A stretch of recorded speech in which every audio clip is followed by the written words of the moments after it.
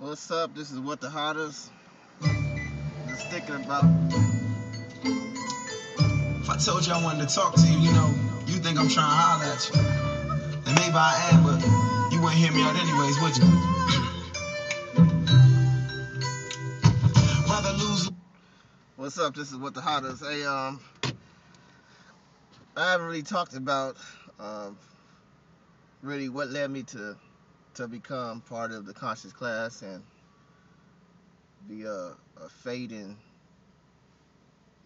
ex-member of the Watchtower Tract Society or Jehovah's Witness organization. But I think I talked about it briefly before. But really, what led me to start thinking, well, it happened a few years ago. I think it was like '07, early '07. But before that, I always had doubts and questions. And sometimes I would, like, we'd be in field service with some other, I'd be working with some brothers or sisters, and I'll just, like, bring up a question about something that was mainly in the Bible that just didn't make no sense to me. And I was surprised that some of them, some of the other friends, they had the same type of questions, but it seemed like they kind of just left it at that. They didn't really elaborate on it too much, because they just pretty much accepted what the society, what explanation they thought was fitting for it. And a lot of times the society couldn't really explain or give a valid answer for the question, but since they had the final say on it, most of the people just left it at that. And it seemed like that that most of the witnesses didn't want to think too much about the questions.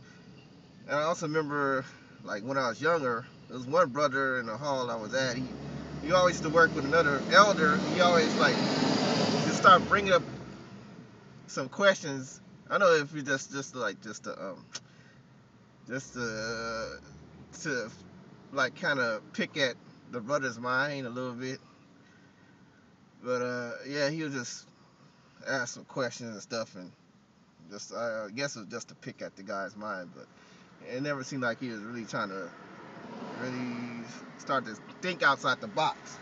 It never seemed like that. But yeah, for myself, I always had questions about not so much about the society's teaching, like I said, but about the Bible in general.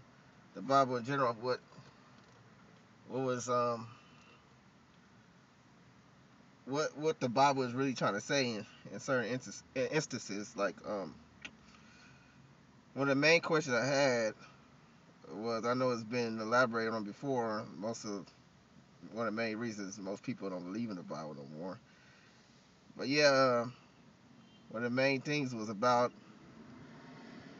Adam and Eve, the very beginning of one of the very first instructions in the Bible by God was for Adam and Eve to not eat from the tree that he instructed them not to eat from. He gave them the liberty, as you know, to eat from whatever tree they want to eat from.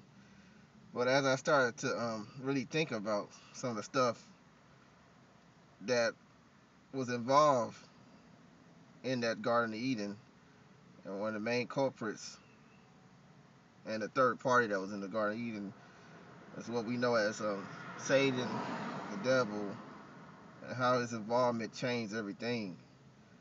But yeah, just one of the questions I had about was like, how did, I don't want to say they were set up, but it just seems like a guy was holding out this tree from them. But yeah, he gave them the liberty to eat from whatever tree they wanted, but at the same time, it's like he was holding something in front of their face and said they couldn't have it. But what was the point of him even putting it out there in the first place? But I'm just going to read a little bit of the scriptures right there. I'll start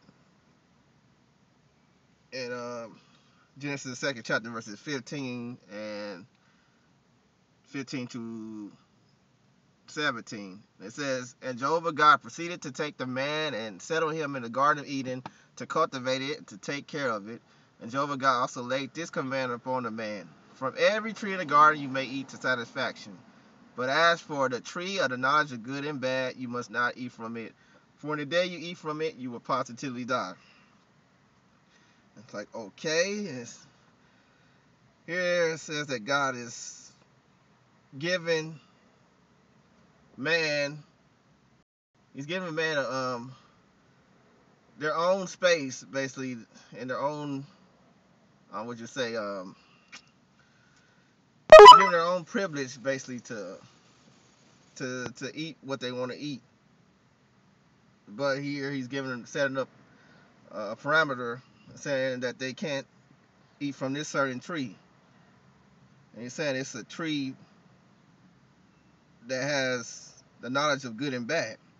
He said you can't eat from that tree. He said you can't eat from this tree of the knowledge of good and bad. But I was thinking about wasn't just one tree. I think it was like two trees. I think it was the one of the knowledge of good and bad.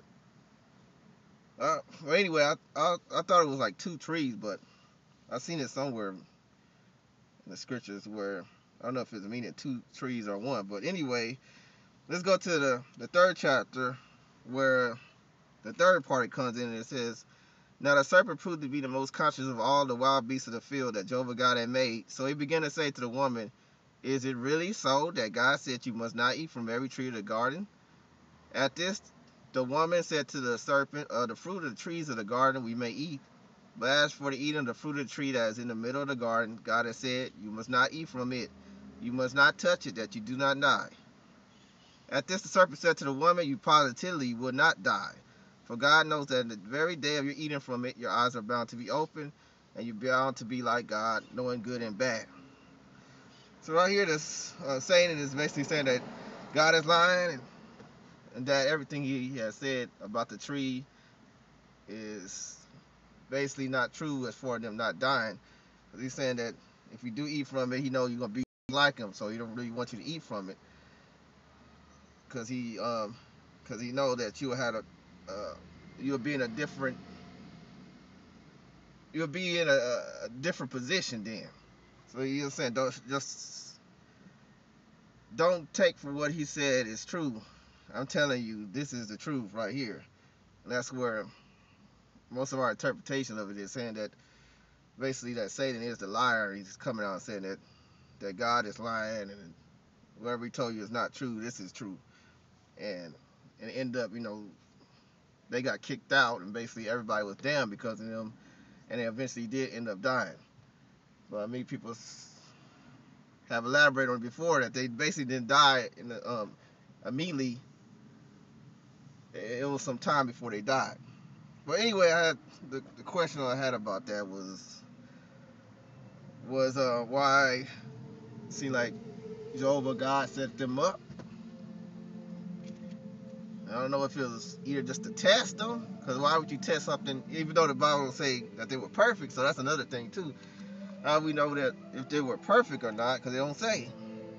But yet, Jehovah sends his son, a perfect son, to make up for what Adam did. But it wouldn't make no sense if it's supposed to be a perfect balance or a perfect sacrifice for another. If one outweighs the other, if Jesus was up in heaven, he'd seen everything, so he would never mess. How could he ever mess up? That's the same degree that Adam was basically created in a short time, and he was a fleshly. That's all he ever was a fleshly creature. So I don't know. It just never made no sense to me. But that's just one of the things I thought about all night while I was working. One night I just thought about it all night. I couldn't stop thinking about it. At one time I thought God was gonna send an angel down and just like kill me on the spot for a question and stuff like that. But that was the time I was really starting to question some of the things in the Bible. I already had questions about the society, but I just always put in the back of my mind. I always thought they were doing the best for us, trying to lead us. But